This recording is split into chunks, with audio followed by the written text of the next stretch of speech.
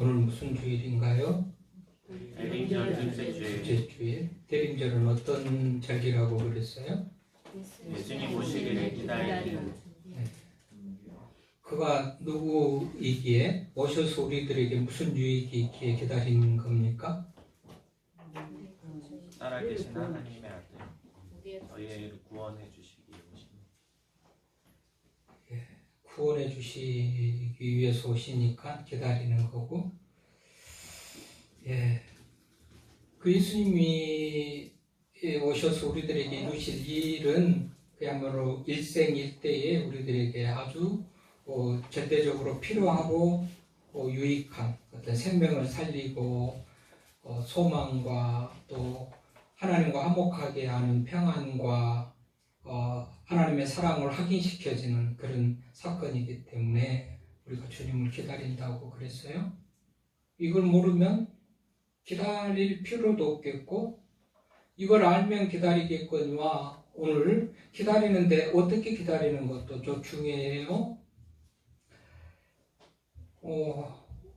오늘 이제 창세기 3장은 인류 최초로 죄가 사람들에게 이 땅에 세상에 들어오는 그런 내용을 기록하고 있잖아요. 아담이 범죄해가지고 선악과를 따먹고, 그래서 죄가 사람에게 들어오는 첫 번째 얘기를 기록하고 있는데, 여기 오늘 보십시다. 얼마나 죄로 말미암아서 사람이 비참하게 되는지요. 우선은 하나님을 피하게 되고 숨게 되잖아요. 원래 아담은 하나님의 사역의 그 대리자로서 하나님께서 창조하신 모든 만물을 아담에게 보이면서 이름도 지어봐라. 내가 할 일을 네가 대신해라. 그리고 하나님이 하실 일을 아담에게 대리시키기 위해서 아담을 창조하셔서 이 모든 것들을 맡겨주셨단 말이죠.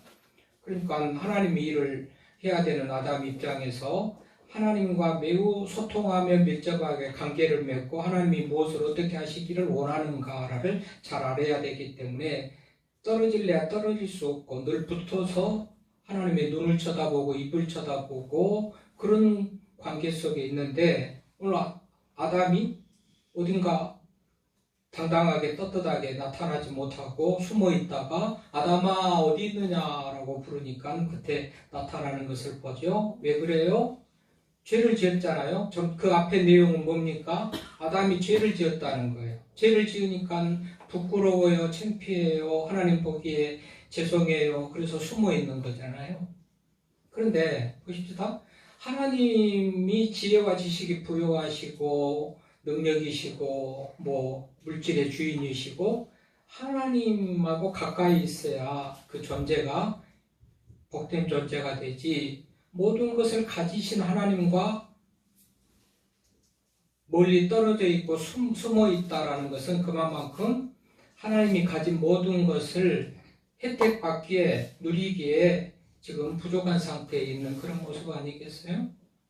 요즘 겨울이니까 난로를 피고, 난로를 피워놓으면 난로 가까이 가야 따뜻한 온기를 느끼는 거 아니겠어요? 난로를 피워놓고 추운데 난로가 떨어져서 멀리 가면 춥고, 또 장벽이나 장애물이 있어서 가로막힌 것 같이 숨어있는 그런 상태라면 난로를 아무리 뜨겁게 피워놔도 나는 그 온기를 느끼지 못하잖아요. 그런 것과 같이 하나님은 능력이시다, 지혜와 지식이 많으시다, 무슨 부여하시다 해도 하나님과 떨어지면 나하고는 아무 관계가 없는 그런 관계가 돼버리잖아요. 아무 소용이 없는 관계가 돼버리잖아요. 지금 아담이 죄를 지었기 때문에 그런 상태에 있어요. 그래서 하나님과 분리되어 있어요. 멀리 떨어져 있어요.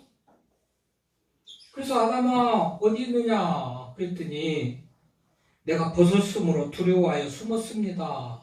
10절에 그래요. 그러니까 벗었으므로 두렵다라는 것은 죄를 지음으로 자기가 벗은 것을 알았거든요. 그러니까 죄를 지었다는 거예요. 그래서 두려워서 숨었어요.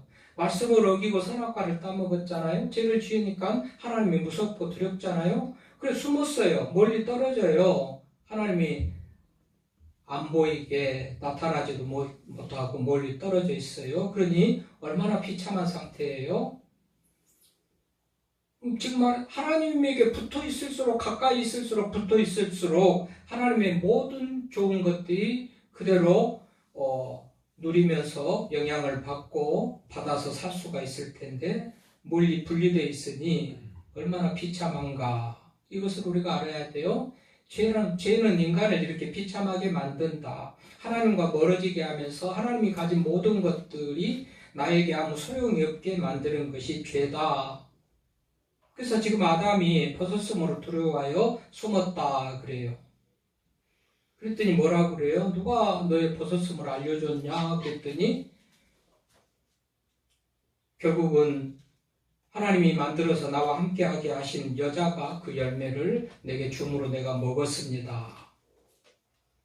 하와에게 또 여자에게 네가 왜 그랬냐 그랬더니 뱀이 꼬여서 그랬다고 그렇게 말하잖아요. 그렇게 죄라는 거는요, 죄가 당당하면 내가 했어요, 자랑스럽게 영광스럽게 제가요 내가요 할 텐데 얼마나 창피하고 부끄러운지 자기가 했다는 말을 못하고 다른 사람 핑계를 대고 다른 사람 때문에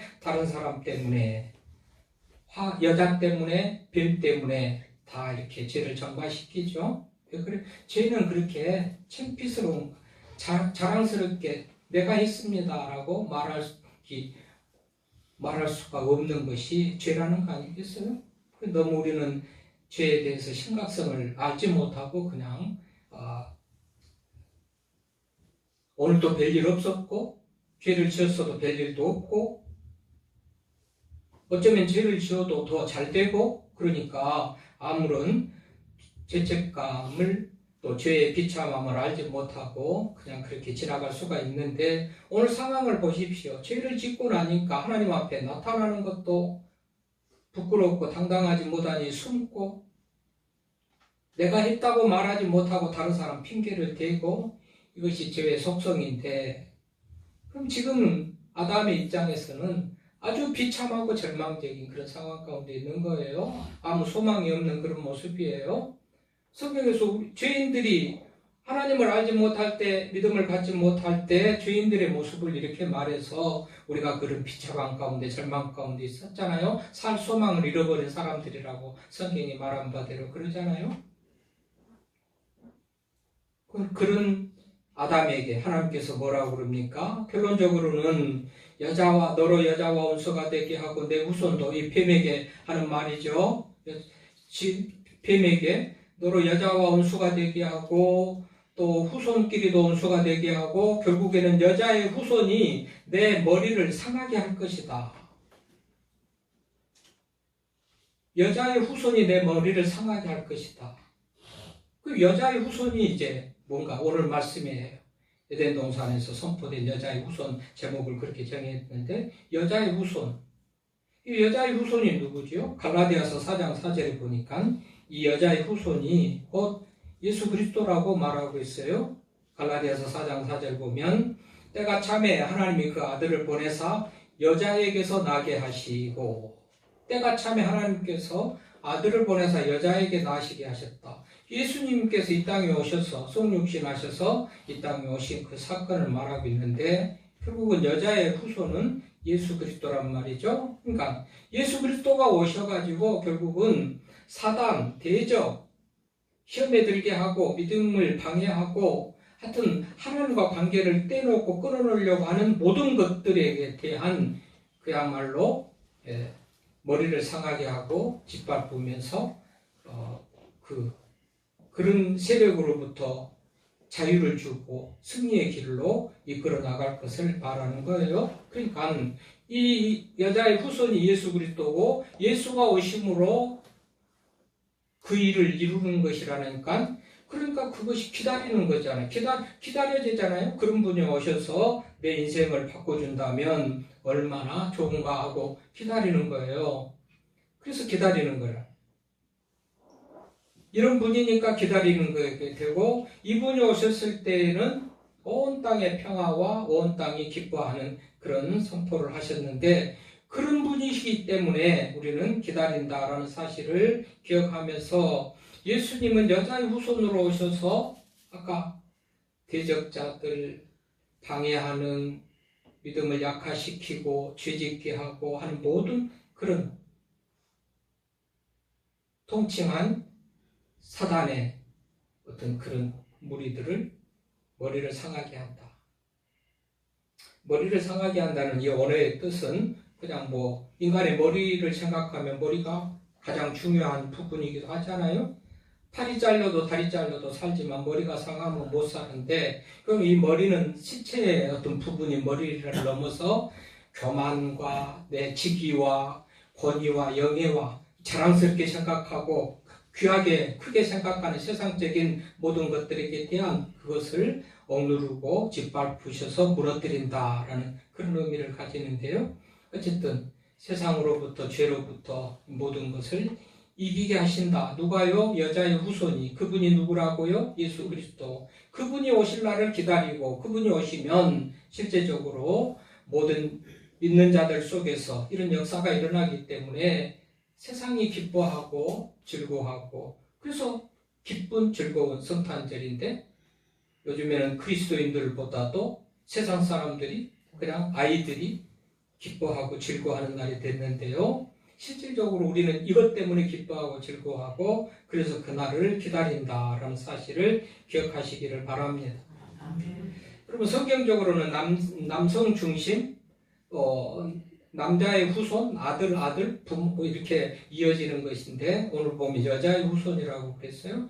어떻게 보면 비상식적인, 정상적이지 않은 비정상적인 표현이라고 말할 수가 있어요. 성경적으로는 아들, 남자의 아들, 그 씨, 그 자손, 그 후손 이렇게 가야 될 텐데 여자의 후손. 이거는 굳이 예수 그리스도께서 동정녀 마리아에게서 여자인 마리아, 여자는 남자와 관계없이 성령으로 잉태된 그 예수 그리스도인 것을 말하기 위해서 굳이 여자의 후손이라 그렇게 말하고 있다는 사실도 우리가 기억하면서, 그래서 여자의 후손이요, 동정녀로 성령으로 잉태됐다고 그랬잖아요. 남자와 관계없이. 그러니 여자의 후손으로 태어나신 분은 예수 그리스도가 해당되는 그런 말씀인 것도 우리가 생각할 때, 그렇게 오셔가지고 머리를 상하게 하고 발로 밟은다.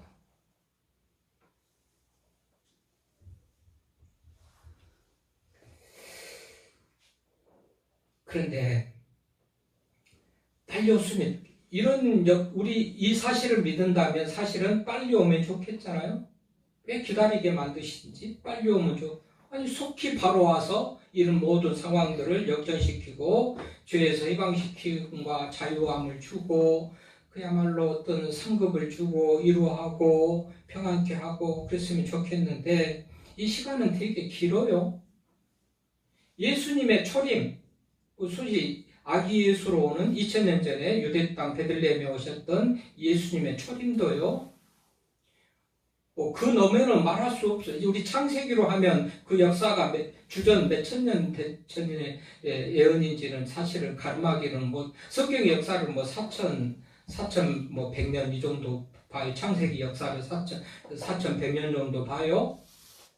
그거는 우리가 역사적인 신빙성은 그냥 추측이지, 역사적인 신빙성은 떨어지니까, 역사적인 신빙성과 어떤 역사적인 그래도 신뢰는 아브라함의 출생부터 보거든요. 아브라함 출생이 주전 2166년경이에요. 그러니까 2000년 전이란 말이죠. 그러니까 2000년 전에 창세기에도 예언이 되어 있고 모세 시대에도 모세도 예언을 하고, 그 예언이 아브라함 때로부터만 계산을 하더라도 2000년이 지난 다음에 주님이 탄생하셨잖아요. 아기 예수로 탄생하셨잖아요. 그런 의미에서 참 하나님의 약속은 1000년이 하루 같고 하루가 1000년 같다는 성경의 말씀도 있지만, 우리의 시간 계산으로 하면 참 길고도 길다라고 생각되어지는 긴 시간이 지나고 아기 예수가 왔어요. 아기 예수가 유대 땅에 와서 33년 동안 사역하시고 성천하시고 다시 오시겠다고 하신 시간도 지금 2000년이 지났지만 아직 주의 재림은 이루어지지 않고 있죠. 더뎌요. 더딘 것 같아요. 그러나 분명히 그 약속은 성취되는 것이 성경의 약속과 성취예요. 아브라함이 75세에 고향 땅 하란에 있을 때 부름을 받잖아요. 75세 부름받을 때 아브라함은 무자했거든요. 자녀가 없었거든요. 그래서 다 늙은 아브라함에게 아들을 주겠다 그러더니 몇 년 만에 줘요? 75세에 부름받아가지고 아브라함 아들을 주겠다고 했는데 몇 년 만에 주던가요? 25년 지나서 100세에 줬잖아요. 100세에 얻은 아들이잖아요. 이삭이. 그러면 100세에 주셨으니까 25년 지나고 준 거 아니겠어요? 한 인생에 25년은 그야말로 긴 시간이잖아요. 근데 그 긴 시간 기다리고 하고 나서 이삭을 줘요.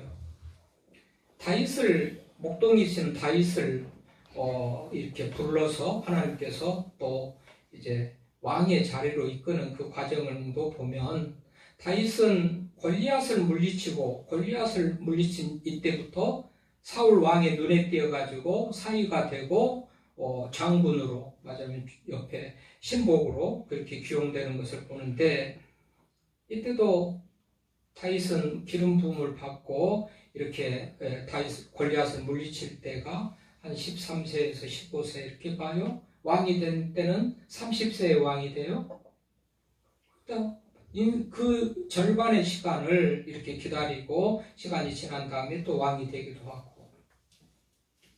그러나 여러분 아브라함 우리 창세기 때에 여자의 후손을 주시겠다고 한 그 약속도 2000년 전에 이루어졌잖아요. 2000년이라는 시간이 지났지만 2000년 전에 이루어졌고 모세도 신명기 18장 15절에 보니까 여호와께서 너희 가운데 나와 같은 선지자 하나를 일으키시리라 이런 예언의 말씀을 했는데 이 말씀을 사도행전 3장 22절에는 곧 예수 그리스도의 탄생을 두고 모세가 한 말이라 이렇게 해석을 한단 말이죠. 그러니까 모세가 이 말을 할 때 모세 시대는 1447년부터 모세의 출생하고 활동으로 보는데 벌써 모세 때만 기준으로 하더라도 1447년이 지난 다음에 우리 예수님께서 선지자로 오셨다라는 사실을 생각하면 길고도 긴 시간 언제나 오겠나 그렇지만 하나님의 약속은 분명코 이루어진 줄로 믿습니다. 좀 긴 시간 기도 우리가 볼 때 긴 시간이지만 어쨌든 하나님의 약속은 이루어지는데요. 왜 이렇게 긴 시간을 두고 왜 이렇게 늦게 올까요? 성경적으로는 그렇죠. 더 한 사람이라도 회개하고 한 사람이라도 믿는 사람들이 많아서 구원받은 백성들을 더하게 하시려고.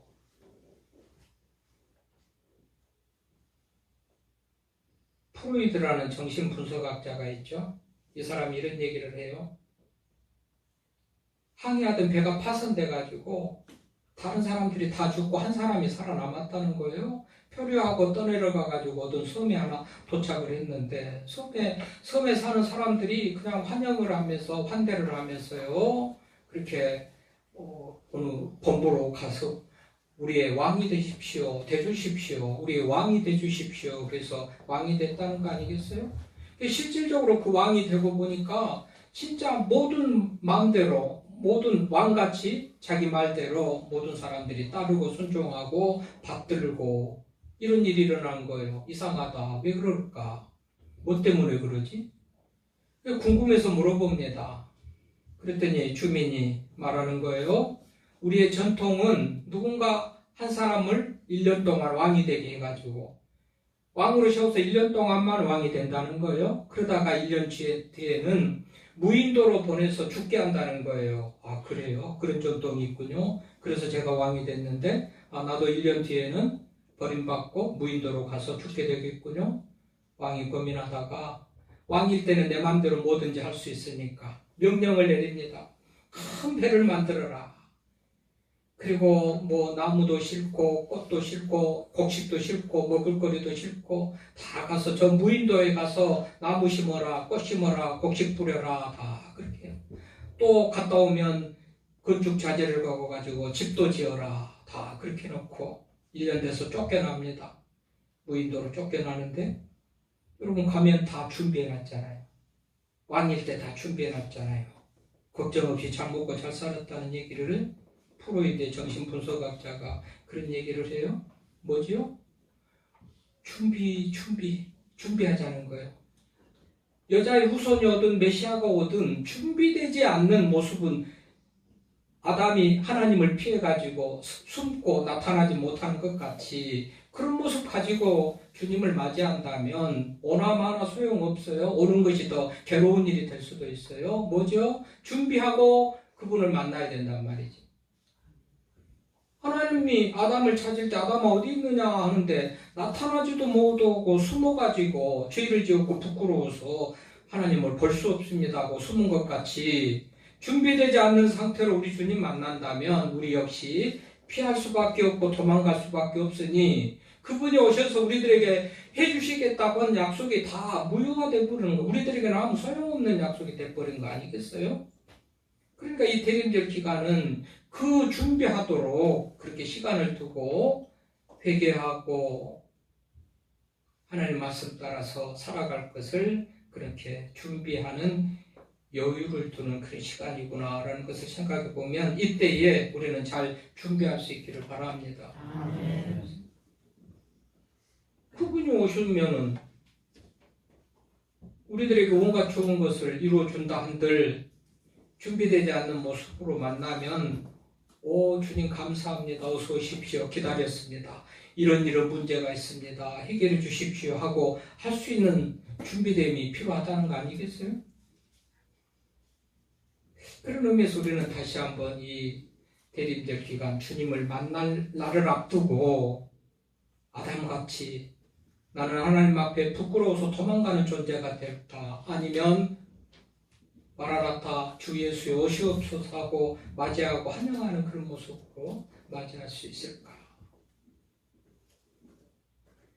이 말은 연말에 우리가 또 한번 우리 현실적으로 좀 상황을 적용해 보자면 실패하고 또 충성하지 못하고 게으른 모습으로 1년을 지나고 교회에서 신앙생활도 사회생활도 잘 못하고 부끄럽고 실패하고 그럴지라도 택한 백성 하나님께서는 찾아와서서 소망과 위로를 주시는 분인 줄 믿습니다. 아멘. 그래서 이걸 기쁜 소식이라 누가복음 2장 10절에 보니까 두려워 말라 보라 온 백성에게 미칠 큰 기쁨의 좋은 소식을 전한다. 그래서 기쁜 날이고 그래서 기다리는 날이고 여자의 후손 예수 그리스도를 우리는 대망하면서 그날을 기다린다라는 사실을 생각하면서 준비된 모습으로 기다리라고 긴 시간 동안 한 사람이라도 더 구원하시려고 회개한 기회를 주시고 근데 참 하나님의 의도는 계획은 그 날과 시를 알려주지 않았어요? 언제 재림한다, 언제 아기 예수가 온다, 그냥 나중에라고 하셨지 언제라는 날짜를 안 정해 주셨어요. 왜 그래요?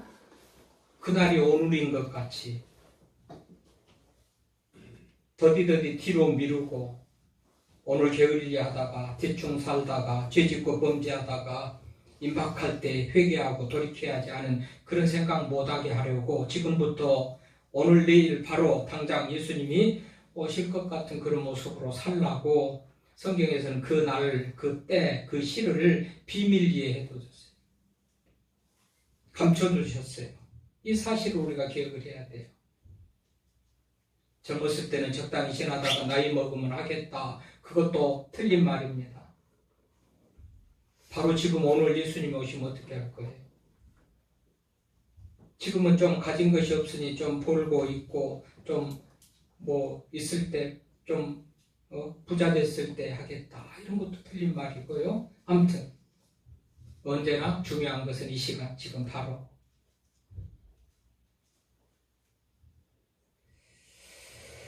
그런 의미에서 성탄절은 단순한 기념일이 아닙니다. 하나님이 나를 찾아오시는 날이요.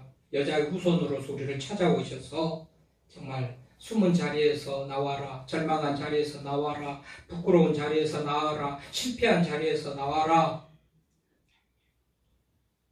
내가 은혜를 베풀게, 내가 도와줄게. 에덴 동산에서 선포됐던 이 구원의 선포가 이 시간 우리 모두의 심령 속에도 여전히 후손이 와서 너희 대적들, 너희 상황들, 삶의 환경 여건들을 다 역전시켜 주겠다, 승리하게 하겠다라는 그런 음성을 들을 수 있기를 바랍니다. 아멘. 하나님 감사합니다.